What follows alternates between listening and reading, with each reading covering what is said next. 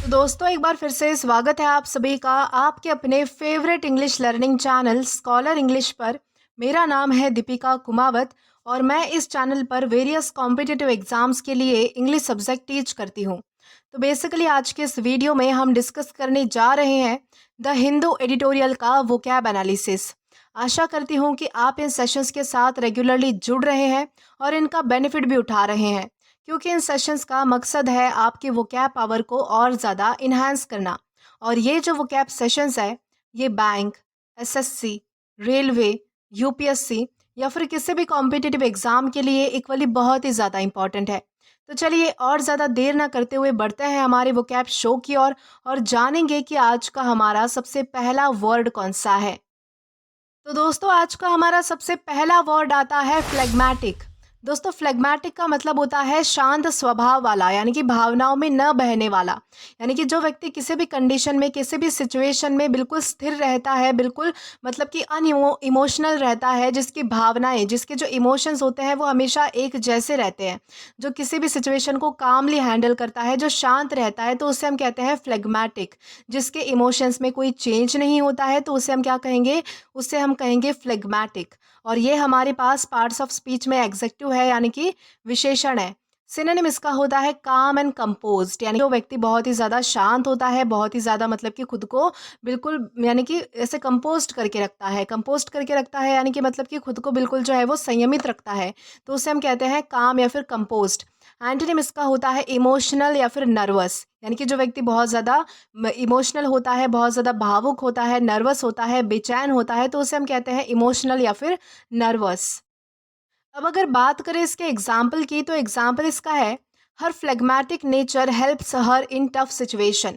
यानी कि उसका जो शांत स्वभाव है, उसका जो मतलब कि भावनाओं में न बहने वाला जो स्वभाव है, उसका जो नेचर है, उससे क्या होता है कि उसे टफ सिचुएशन में भी जो है वो अच्छे से मतलब कि खड़े रहने में, अच्छे से जो उस सिचुएशन को फेस करने में जो है वो बहुत ज़्यादा मदद मिलती है। वो उस सिचुएशन को जो है वो अच्छे से हैंडल कर पाती है, क्योंकि उसका नेचर बहुत ही ज़्यादा काम है, बहुत ही ज़्यादा कंपोज्ड है। तो इस कॉन्टेक्स्ट में हम जो है वो फ्लेगमैटिक इस वर्ड का अलग अलग सेंटेंसेस में यूज़ कर सकते हैं।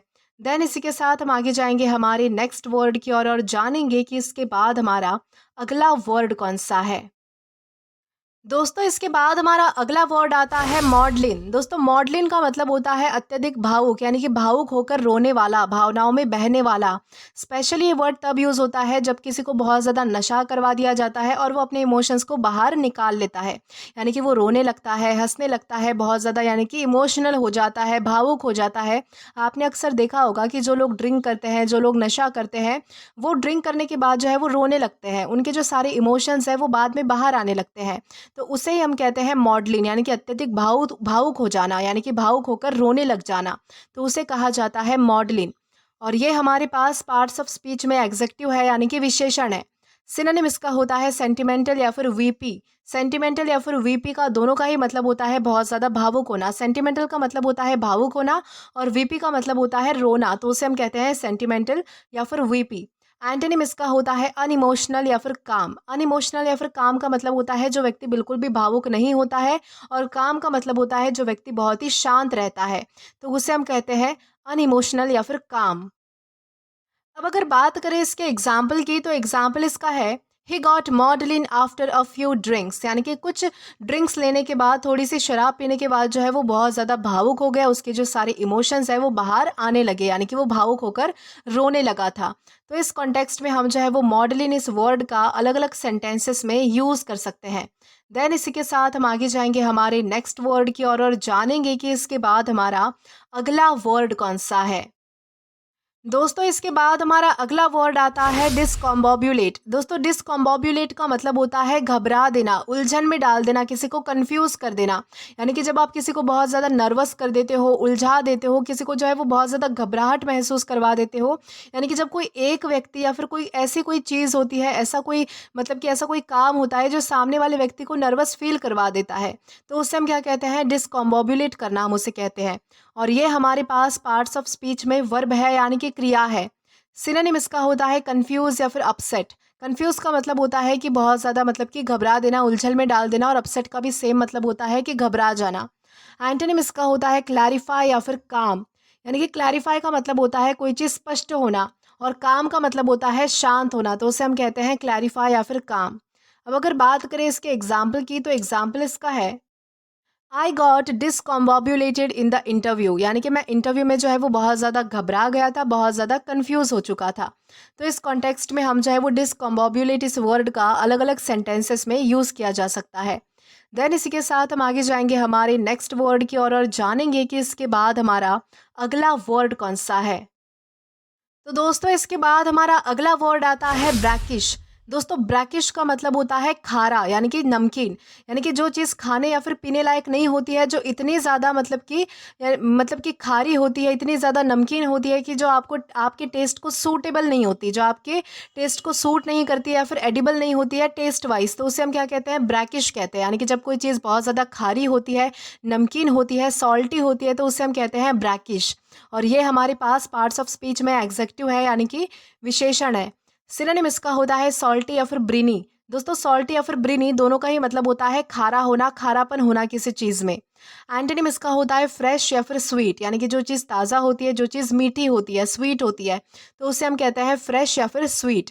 अब अगर बात करें इसके एग्जाम्पल की, तो एग्जाम्पल इसका है I couldn't drink it the water was brackish, यानी कि मैं इसे जो है वो पी नहीं पाया क्योंकि जो पानी था वो बहुत ही ज़्यादा खारा था, यानी कि सॉल्टी था, यानी कि थोड़ा नमकीन था, नमक जैसा था। तो इस कॉन्टेक्स्ट में हम जो है वो ब्रैकिश इस वर्ड का अलग अलग सेंटेंसेस में यूज़ कर सकते हैं। देन इसी के साथ हम आगे जाएंगे हमारे नेक्स्ट वर्ड की ओर और जानेंगे कि इसके बाद हमारा अगला वर्ड कौन सा है। तो दोस्तों इसके बाद हमारा अगला वर्ड आता है एक्स्यूड। दोस्तों एक्स्यूड का मतलब होता है व्यक्त करना, दिखाना, झलकाना। कोई चीज़ जो है वो सामने वाले को रिप्रेजेंट करना, यानी कि दिखाना, यानी कि वो झलक कर आना आप में से, तो उसे हम क्या कहते हैं, एक्स्यूड होना हम उसे कहते हैं। या फिर किसी चीज़ को जो है वो व्यक्त करना, किसी चीज़ को जो है वो प्रेजेंट करना, तो उसे भी जो है वो एक्स्यूड कहा जाता है। और ये हमारे पास पार्ट्स ऑफ स्पीच में वर्ब है, यानी कि क्रिया है। सिनोनिम इसका होता है डिस्प्ले या फिर शो, यानी कि कोई चीज़ दिखाना। एंटोनिम इसका होता है हाइड या फिर कंसील, यानी कि कोई चीज़ छुपाना, तो उसे हम कहते हैं हाइड या फिर कंसील। अब अगर बात करें इसके एग्जाम्पल की, तो एग्जाम्पल इसका है she exudes confidence in every meeting, यानी कि वो हर मीटिंग में जो है वो अपना कॉन्फिडेंस दिखाती है, अपना कॉन्फिडेंस व्यक्त करती है, या फिर उसमें से जो है वो एक कॉन्फिडेंस यानी कि आत्मविश्वास झलक कर आता है। तो इस तरीके से हम जो है वो एक्स्यूड को समझ सकते हैं और इसका यूज़ भी कर सकते हैं। देन इसी के साथ हम आगे जाएंगे हमारे नेक्स्ट वर्ड की ओर और जानेंगे कि इसके बाद हमारा अगला वर्ड कौन सा है। तो दोस्तों इसके बाद हमारा अगला वर्ड आता है मैवरिक। दोस्तों मैवरिक का मतलब होता है स्वतंत्र विचारों वाला व्यक्ति, यानी कि भीड़ से अलग सोचने वाला, यानी कि जो व्यक्ति बहुत अलग होता है, उसकी सोच सबसे अलग होती है, जो परंपरावादी नहीं होता, जो पारंपरिकवादी नहीं होता, यानी कि जो व्यक्ति अपने ट्रेडिशन के हिसाब से नहीं सोचता है, उसे जो है वो ट्रेडिशनल चीज़ों के बारे में सोचना, यानी कि ट्रेडिशंस के हिसाब से चलना, यानी कि जो नीति नियम बने हैं हमारे मतलब कि सोसाइटी में, उसके हिसाब से चलना बिल्कुल पसंद नहीं है। जो अपने रूल्स खुद बनाता है, अपनी जो उसकी सोच होती है, वो उसकी एक इंडिविजुअल सोच होती है, वो उसके हिसाब से चलता है, यानी कि उसकी जो सोच है वो सबसे अलग है, भीड़ से अलग है, वो अलग सोचता है, यानी कि किसी के कहने पर कोई काम नहीं करता, तो उसे हम क्या कहते हैं, मैवरिक हम उसे कहते हैं।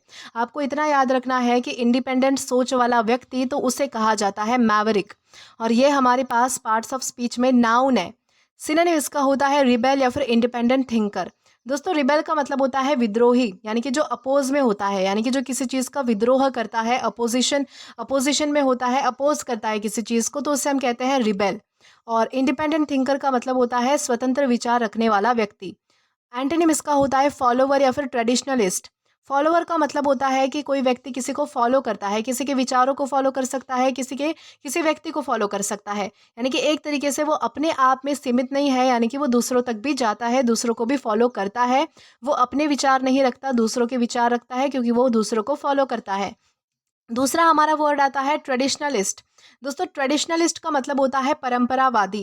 परंपरावादी यानी कि जो परंपराओं को फॉलो करता है, उनके नीति नियम और कानून के हिसाब से चलता है, जिसकी अपनी कोई सोच नहीं होती, तो उसे हम कहते हैं फॉलोवर या फिर ट्रेडिशनलिस्ट। अब अगर बात करें इसके एग्जाम्पल की, तो एग्जाम्पल इसका है her maverick ideas change the company, यानी कि उसके जो स्वतंत्र विचार थे, यानी कि उसके जो इंडिपेंडेंट जो सोच थी उसकी, उसकी वजह से क्या हुआ कि कंपनी पूरी तरह से चेंज हो गई। यानी कि उसने अपने जो है वो अलग विचार रखे, भीड़ से अलग सोचा, वो सबसे अलग सोचती थी, तो उसके वजह से क्या हुआ कि कंपनी की बहुत ज़्यादा प्रोग्रेस हुई, कंपनी पूरी तरीके से चेंज हो गई। तो इस कॉन्टेक्स्ट में हम जो है वो मैवरिक इस वर्ड का अलग अलग सेंटेंसेस में यूज़ कर पाएंगे। देन इसी के साथ हम आगे जाएंगे हमारे नेक्स्ट वर्ड की ओर। दोस्तों इसके बाद हमारा अगला वर्ड आता है अब्रेसिव। दोस्तों अब्रेसिव का मतलब होता है कठोर, कटु या फिर असभ्य। यानी कि जो व्यक्ति बहुत ही ज़्यादा हार्श होता है, रूड होता है, कठोर होता है, कटु होता है। बोलने में हो सकता है कोई व्यक्ति जिसकी जो बोलने का जो तरीका है, जिसका जो किसी का अगर कोई तरीका बोलने का बहुत ज़्यादा हार्श है, कोई बहुत ज़्यादा क्रूर तरीके से बात करता है, बहुत ज़्यादा तीखेपन में बात करता है, तो उसे हम क्या कहते हैं? उसे हम अब्रेसिव कहते हैं। जो असभ्य होता है, जो अनएथिकल होता है, तो उसे हम कहते हैं कठोर, कटु, असभ्य यानी कि अब्रेसिव। और ये हमारे पास पार्ट्स ऑफ स्पीच में एग्जेक्टिव है यानी कि विशेषण है। सिनोनिम इसका होता है हार्श या फिर रूड यानी कि कठोर या फिर कटु या फिर असभ्य। एंटोनिम इसका होता है पोलाइट या फिर काइंड यानी कि जो व्यक्ति बहुत ज़्यादा विनम्र होता है, बहुत ज़्यादा दयालु होता है, बहुत ज़्यादा उदार होता है, तो उसे हम कहते हैं पोलाइट या फिर काइंड। अब अगर बात करें इसके एग्जाम्पल की, तो एग्जाम्पल इसका है his abrasive tone hurt her feelings. यानी कि उसका जो कठोर टोन था बात करने का, यानी कि उसका जो बातों का स्वर जो था वो बहुत ही ज़्यादा कटु था, बहुत ही ज़्यादा क्रूर था, रूडली वो बात कर रहा था, जिसकी वजह से क्या हुआ कि उसके सामने वाले की फीलिंग्स हर्ट हो गई, उसे बुरा लगा। तो इस कॉन्टेक्स्ट में हम जो है वो अब्रेसिव इस वर्ड का अलग अलग सेंटेंसेस में यूज़ कर सकते हैं। देन इसी के साथ हम आगे जाएंगे हमारे नेक्स्ट वर्ड की ओर और जानेंगे कि इसके बाद हमारा अगला वर्ड कौन सा है। तो दोस्तों इसके बाद हमारा अगला वर्ड आता है पर्सपिक्यूटी।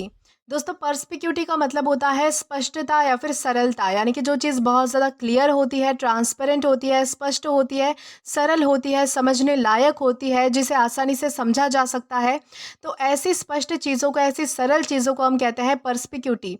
यानी कि स्पष्ट होना, कोई चीज़ सरल होना, उस सरलता को, स्पष्टता को कहा जाता है पर्सपिक्यूटी। और ये हमारे पास पार्ट्स ऑफ स्पीच में नाउन है। सिनोनिम इसका होता है क्लैरिटी या फिर ल्यूसिडिटी। दोस्तों क्लैरिटी का मतलब होता है स्पष्टता और ल्यूसिडिटी का भी मतलब होता है स्पष्टता। यानी कि कोई चीज़ बहुत ज़्यादा क्लियर होना, बहुत ज़्यादा ट्रांसपेरेंट होना, तो उसे हम कहते हैं क्लैरिटी या फिर ल्यूसिडिटी। एंटोनिम इसका होता है ऑब्सक्योरिटी या फिर कन्फ्यूजन।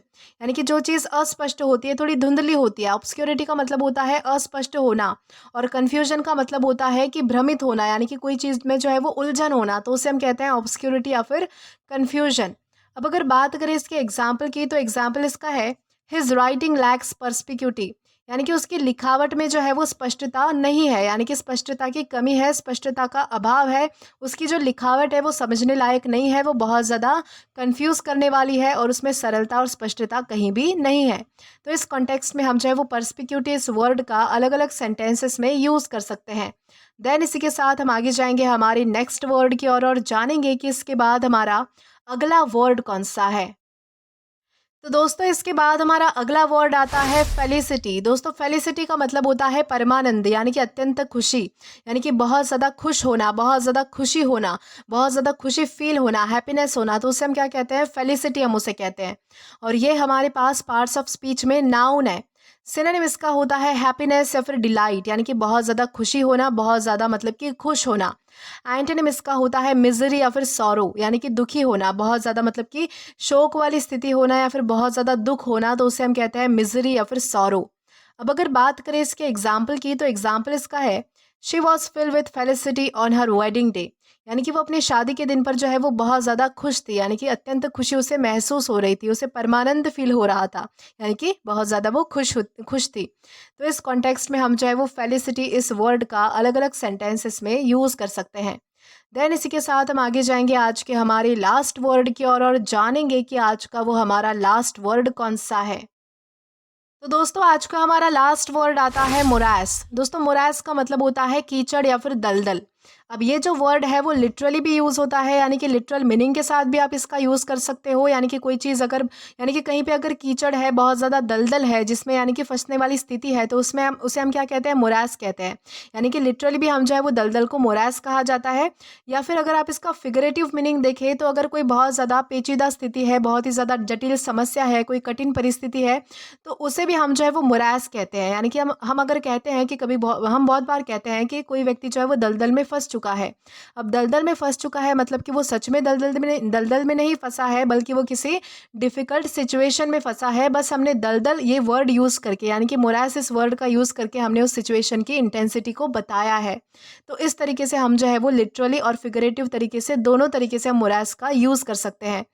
दोस्तों, ये हमारे पास पार्ट्स ऑफ स्पीच में नाउन है। सिनोनिम इसका होता है स्वैम्प या फिर क्वैगमायर। स्वैम्प या फिर क्वैगमायर दोनों का ही मतलब होता है दलदल।